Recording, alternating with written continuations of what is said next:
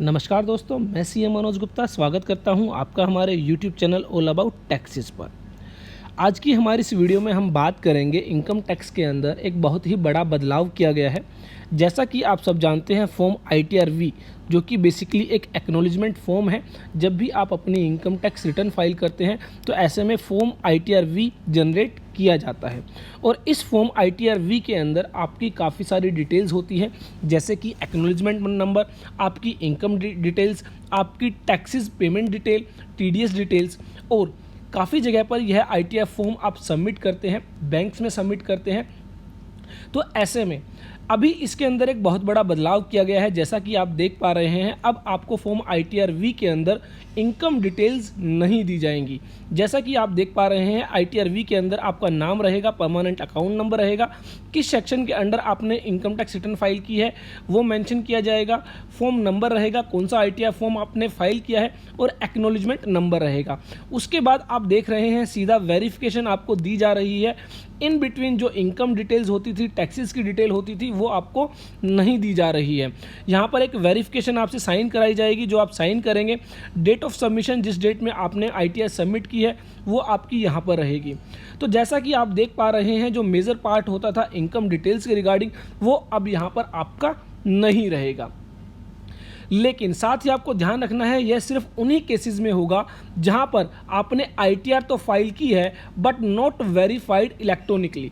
That means आपने जो है अपनी इनकम टैक्स रिटर्न को वेरीफाई नहीं किया है।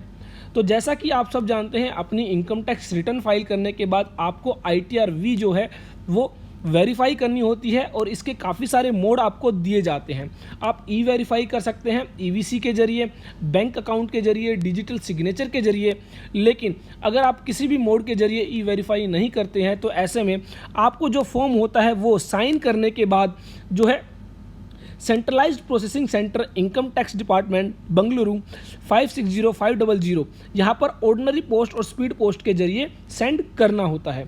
और अगर आप यह भी नहीं करते हैं तो ऐसे में आपकी जो ITR है वो आफ्टर 120 डेज जो है इनवैलिड करार कर दी जाती है। तो ऐसे में बहुत सारे लोग थे जिनकी ITR-V जो है टाइम पर सबमिट ना होने की वजह से उनकी ITR जो है वो इनवैलिड करार दे दी जाती है, लेकिन उसके बावजूद भी वो अपने ITR-V को काफ़ी सारी जगह पर सबमिट कर देते हैं, बैंक्स वगैरह में सबमिट कर देते हैं और ऐसे में किसी को भी पता नहीं चल पाता है कि वो जो ITR है वो इनवैलिड हो चुकी है। तो यहाँ पर बेसिकली कहा गया कि जो भी लोग अपनी रिटर्न वेरीफाई नहीं करेंगे उनके लिए जो है ITR-V कुछ इस तरह का रहेगा।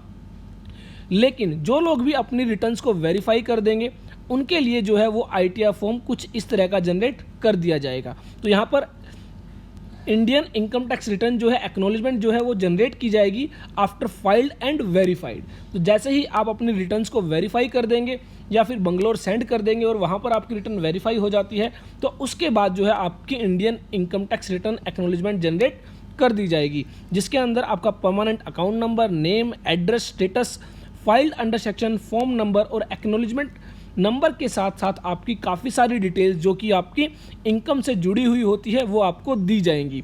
तो सबसे पहले आपको टैक्सेबल इनकम और टैक्स डिटेल्स आपको बताई जाएंगी। करंट ईयर में अगर कोई बिजनेस लॉस है वो आपका बताया जाएगा, टोटल इनकम आपने क्या फाइल की है, बुक प्रॉफिट्स क्या है, एडजस्टेड टोटल इनकम क्या है, नेट टैक्स पेबल कितना है, आपने कितनी लेट फीस और इंटरेस्ट पे किया है, total interest, tax and fees payable है और आपने कितना टैक्स पे कर दिया है। उसके अलावा डिविडेंड डिस्ट्रीब्यूशन टैक्स अगर कोई आपका बनता है पे करना इन केस ऑफ कंपनीज तो उसकी डिटेल आपको यहाँ पर दी जाएंगी। और उसके अलावा एक्रीडिटेड एंड टैक्स डिटेल्स अगर कोई है तो यहाँ पर वो आपकी डिटेल्स यहाँ पर आपको दी जाएंगी। तो बेसिकली ये ITR एक्नॉलेजमेंट जनरेट होगी जब आप अपनी इनकम टैक्स रिटर्न को वेरीफाई कर देंगे। रिटर्न वेरीफाई होने के बाद यहाँ पर कहा गया है do not send this acknowledgement to CPC Bengaluru. तो ध्यान रखें, अगर आप रिटर्न वेरीफाई कर देते हैं तो आपको बंगलुरु जो है अपनी एक्नॉलेजमेंट सेंड करने की ज़रूरत नहीं है, अदरवाइज आपको जो है वो साइन करने होंगे और उनको बंगलोर सेंड करना होगा। तो यहाँ पर एक मेजर बदलाव किया गया है बेसिकली उस केस में जहाँ पर आप रिटर्न फाइल कर देते हैं लेकिन उसको वेरीफाई नहीं करते हैं। तो यहाँ पर जो लोग चालाकी कर जाते थे, जो लोग रिटर्न फाइल करने के बाद जिनकी रिटर्न इनवैलिड हो चुकी है, जिन्होंने वेरीफाई नहीं की थी, वो भी अपनी रिटर्न्स को जो है बैंक वगैरह में सबमिट कर देते थे। तो ऐसे में अब वो लोग चालाकी नहीं कर पाएंगे। जिनकी भी रिटर्न वेरीफाई नहीं होगी उनके लिए ITR-V कुछ इस तरह का रहने वाला है, और जो भी रिटर्न अपनी वेरीफाई कर देंगे उनके लिए यहाँ पर जो है एक्नॉलेजमेंट कुछ इस तरह की जनरेट की जाएगी जो आपकी वैलिडेट रहेगी। तो ये एक बड़ा बदलाव किया गया है ITR-V के रिगार्डिंग। आई होप हमारी ये वीडियो आपके लिए यूज़फुल होगी, और अगर आपको हमारी वीडियोस पसंद आती हैं ज़्यादा से ज़्यादा लाइक कीजिए, ज़्यादा से ज़्यादा शेयर कीजिए, और साथ ही विजिट कर सकते हैं आप हमारी website www.allabouttaxes.in for more updates on GST, income tax and TDS।